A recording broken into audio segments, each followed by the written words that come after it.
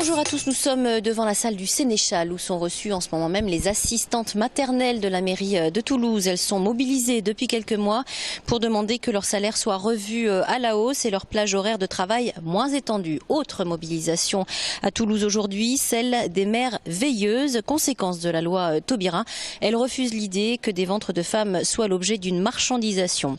Après l'épisode de crue de ce week-end dans notre département, un point en ce début de semaine sur les prévisions pluie et météo pour les jours à venir. Enfin, c'était l'événement du week-end, la victoire de Castres sur Toulon en finale du top 14. Le Castres olympique, sacré champion de France de rugby, a donc ramené le bouclier de Brennus aux portes de Toulouse.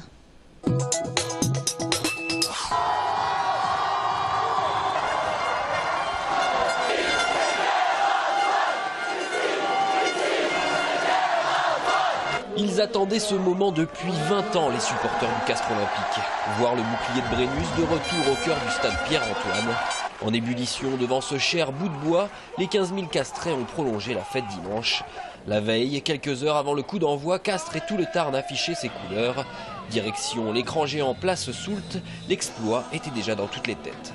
Moi je suis optimiste et je pense qu'ils ont toutes leurs chances. De toute façon ils n'ont rien à perdre, tout à gagner, donc voilà. La pression est dans l'autre camp. Parce qu'ils sont en forme et on va les avoir les Toulonnais. La pression monte, une heure avant, on croise les doigts et allez c'est haut. 21h, le spectacle peut commencer. La tension est palpable, mais l'essai de Rory Cocotte libère le peuple castrais.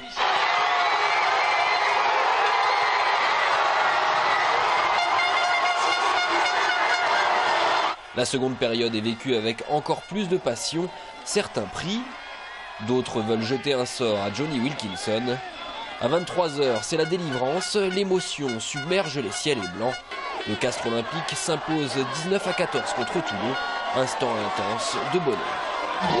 Il est pour nous le bouclier. J'en pleure de joie. Bravo joueurs, bravo. Bravo. Vive Castres, vive la CO, on est les meilleurs. Merveilleux match, on est champion de France, c'est merveilleux. 93, 2013, juste une petite parenthèse. Ambiance Coupe du Monde 98 dans les rues de Castres. L'attente du CO aura donc été récompensée.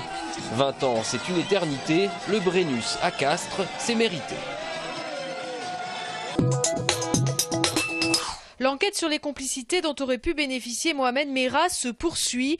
Samedi, un troisième homme a été mis en examen et écroué à Fleury-Mérogis pour complicité d'assassinat en relation avec une entreprise terroriste. Feta Malki, 30 ans, a reconnu avoir fourni à Mohamed Merah un pistolet mitrailleur de type Uzi afin que ce dernier le remette en état. Mohamed Merah se le serait ensuite approprié sans le payer. C'est de cette arme dont il s'est servi à l'école aux Aratora avant qu'elle ne s'enraye. Feta Malki aurait également vendu à Mohamed Merah le gilet pare-balles qu'il portait lorsqu'il a été tué. Feta Malki est originaire de Toulouse, du quartier des Isards et connu pour trafic. Il vit désormais à l'Île-en-Dodon. Avec cette troisième interpellation, l'hypothèse d'un Merah agissant en loup solitaire semble définitivement écartée. Les assistantes maternelles de la mairie de Toulouse sont remontées et elles l'ont fait savoir ce matin en défilant dans les rues de la Ville Rose. Depuis quelques mois, elles demandent que leur salaire, qui n'a pas bougé depuis 10 ans, soit revu à la hausse. J'ai en charge 2 enfants, je travaille à 4 jours et je touche 1 000 €. Pour 40 heures par semaine, je touche 1 000 €. L'autre revendication concerne les plages de travail qui, selon elles, sont bien trop étendues. Il y a certaines assistantes maternelles qui travaillent du lundi au samedi inclus et qui n'ont même pas un jour de repos. On peut commencer de 6h du matin à 20h le soir. La vie de famille, il n'y en a pratiquement pas, surtout pour celles qui travaillent le samedi. Et les nouvelles assistantes maternelles sont maintenant obligées de travailler le samedi quand elles signent le contrat. Une rencontre avec les représentants de leur hiérarchie a eu lieu salle du Sénéchal ce matin. La mairie de son côté a fait savoir qu'une augmentation de 1 000 € par an leur sera octroyée, ainsi qu'un plan de révision des évolutions de carrière. La mairie de Toulouse emploie aujourd'hui 500 assistantes maternelles. Les mères veilleuses sont le phare qui veille sur la filiation humaine. Ainsi se définissent ces mères de famille qui se relaient bénévolement jour et nuit depuis dimanche, place du Capitole, dans le but de dialoguer sur les conséquences pour l'enfant de la loi Taubira. Nous sommes inquiètes sur toutes les lois qui arrivent, sur la marchandisation du corps de la femme et de l'enfant. qui peut arriver avec la gestation pour autrui et la procréation médicalement assistée. Créé spontanément le 21 avril via les réseaux sociaux, ce mouvement national qui regroupe 70 femmes à Toulouse se dit apolitique, aconfessionnel et se défend surtout d'être homophobe. Il y a des couples de personnes homosexuelles qui ont des enfants et on les a rencontrés et en effet, ils peuvent apporter un cadre heureux pour un enfant. Mais ce n'est pas pour ça, parce que ça existe, qu'il faut légiférer derrière une minorité qui existe. Les Merveilleuses invitent les Toulousains à débattre de la PMA, procréation médicalement assistée, et de la GPA, gestation pour autrui, jusqu'au 9 juin, place du Capitole. Leur mouvement devrait se prolonger au plan national jusqu'au projet de loi qui devrait être examiné avant la fin de l'année dans le cadre d'une loi plus générale sur la famille. Côté météo, la situation semble s'améliorer. Vigicru annonce une décrue généralisée. Pour l'organisme, l'ampleur des crues de ce week-end n'est pas exceptionnelle. Même si on n'avait pas connu de tel niveau depuis 2004, le retour à la normale est prévu pour mardi. Météo France confirme cette amélioration et prévoit une semaine sans précipitation, sauf des orages vendredi. Dans le sud-ouest, seules les Landes sont encore en vigilance orange aux crues. En Midi-Pyrénées, on reste malgré tout en vigilance jaune, tant pour les crues que pour les avalanches. En effet, les dernières chutes de neige ont rajouté une vingtaine de centimètres sur les reliefs. C'est dans le Couserans que la situation est la plus perturbée, avec 3 mètres de neige à 2400 mètres d'altitude, alors qu'en temps normal, il n'en reste que 30 à 50 centimètres à cette date. Patience donc, dans moins de 3 semaines, l'été sera là, au moins sur le calendrier.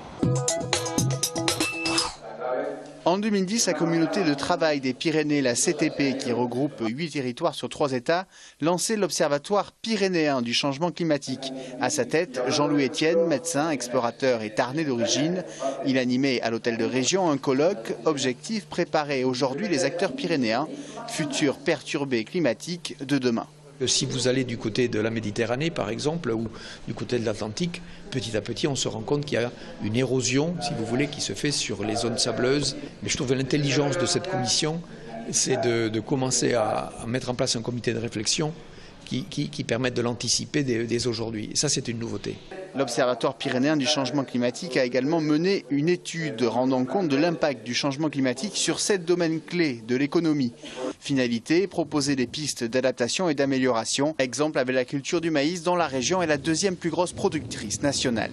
La culture du maïs par arrosage intensif comme on le fait, il va falloir changer de méthode d'arrosage et on le voit, il y a des initiatives qui sont déjà prises avec l'arrosage qu'on appelle au goutte à goutte. Et les entreprises qui ont fait ce choix-là, c'est considérable en termes d'économie d'eau et d'énergie. À l'horizon 2070, l'Observatoire pyrénéen du changement climatique estime que le débit moyen des cours d'eau aura diminué de 20 à 40%.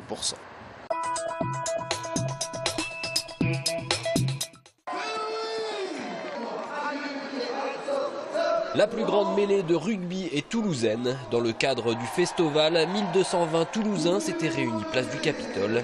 C'est un record du monde. Ce soir, ce lundi 3 juin, 20 ans plus tard, les Bloody Valentine reviennent à Toulouse. Le Bikini va accueillir le groupe Meeting du Showgazing à partir de 20 h. Préparez-vous à affronter le mur du son.